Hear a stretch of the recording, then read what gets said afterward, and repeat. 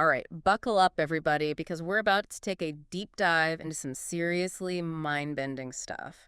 Today, we're tackling the size scale theorem. Yeah, this is a fascinating one. It's this incredible framework that pulls together science and philosophy, even touches on ethics a bit, and really makes you question, like, everything you thought you knew about reality. Just the name size scale theorem sounds pretty intense, but let's break it down. What's the core idea here? Where do we even begin with something like this? Well, it all starts with something pretty familiar. You know that famous phrase, I think, therefore I am? Oh yeah, Descartes, right. The idea that our ability to think, to be aware, that's proof that we exist. Exactly, that's the foundation. And from that simple idea, the size scale theorem builds this concept of distinction. It's essentially how our minds create boundaries and categories, like we separate self from other, inside from outside, that kind of thing. Right, we categorize and label everything to make sense of the world, I guess. So how does Hmm. that connect to this whole size scale thing? Well, distinctions are useful, even necessary, but they also create this illusion of separation. It's like we start seeing everything as isolated when in reality, it's all connected. Oh, I see where you're going with this. So we get so focused on those separations, we forget about the underlying unity. Precisely. Imagine you're in a hall of mirrors, and everywhere you look, it's just reflections of yourself, seemingly separate images, right? Whoa, that's a trippy image.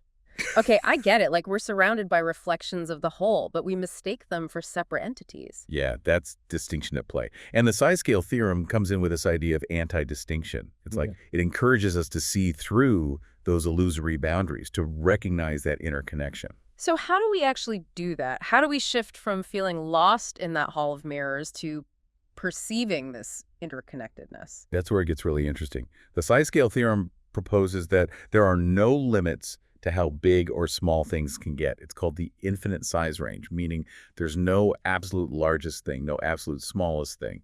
Everything is relative. Whoa, wait a minute. Are you saying that like a grain of sand is as significant as a galaxy? In a way, yes, because each level of scale has its own inherent validity. It challenges that idea of a center of the universe or a most important level of existence. That's definitely a different way of looking at things. We usually assume there's a hierarchy, right? Larger things are more important, more influential, but you're saying that's not necessarily the case. Exactly.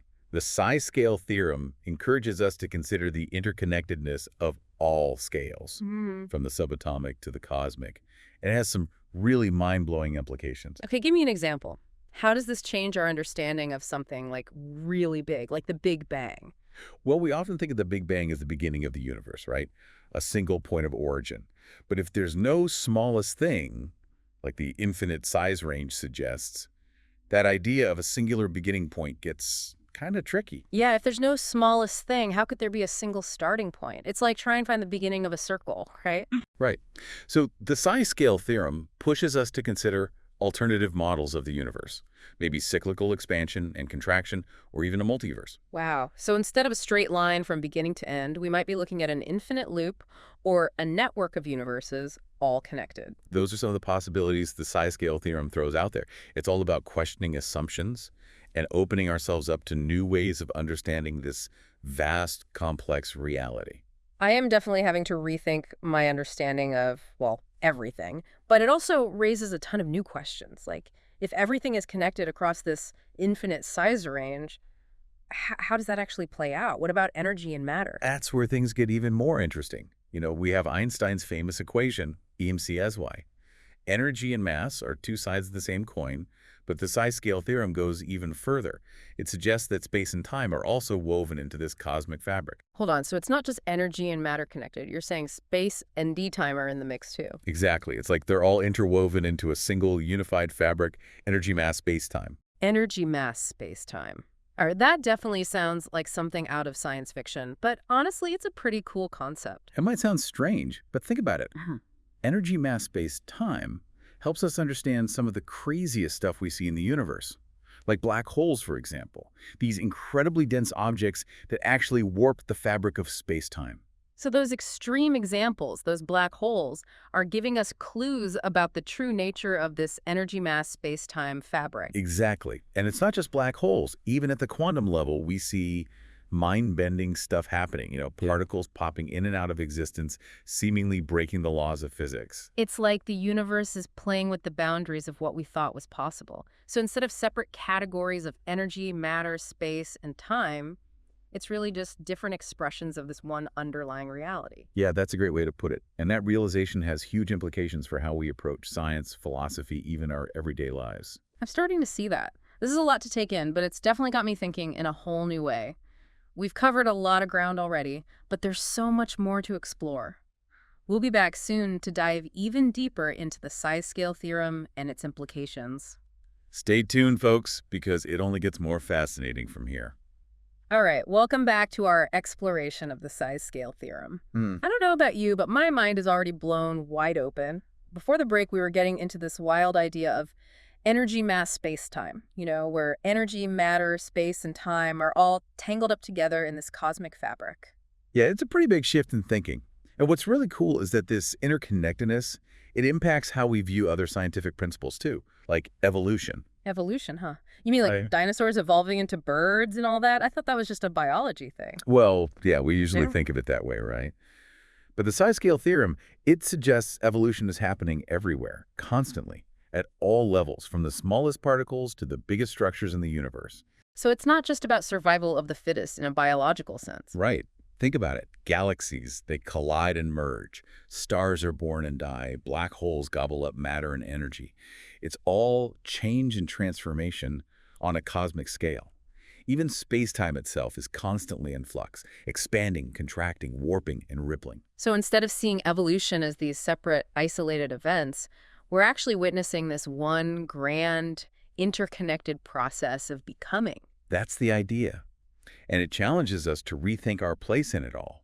We're not just watching this happen, we're part of it. Every thought we have, every choice we make, it all contributes to the ongoing evolution of the universe. I'm starting to see how that ties into the idea of cosmic morality. The idea that we're not just responsible for ourselves, but for the whole system. If our actions have ripple effects across this massive interconnected web, it makes sense that we have to act in a way that benefits, well, everything. Exactly.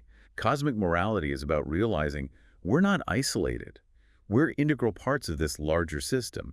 Our actions have consequences, not just for us, but for all of life, for the planet, even beyond. It's kind of humbling, but empowering at the same time. Humbling because it reminds us we're not the center of the universe, but empowering because we have the ability to make a difference, maybe even on a cosmic scale. Exactly. And that leads to another big question that the size scale theorem brings up: consciousness. Ooh, yeah, consciousness. That's a big one. How does this framework approach something as complex and mysterious as consciousness? Well, typically we think of consciousness as something that belongs to individual beings, brains, nervous systems. But the size scale theorem asks, what if consciousness isn't limited to just biological life forms? What if it's a fundamental property of the universe itself? Hold on. Are you suggesting that even inanimate objects like rocks or planets, could they possess some kind of consciousness? It's a possibility worth exploring. Think about it. We know that even tiny particles, they behave in ways that suggest kind of awareness or responsiveness to their environment.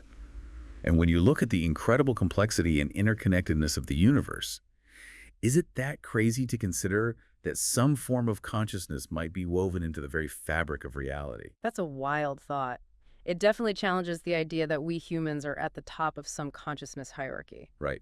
It suggests we're all part of a much larger web of awareness.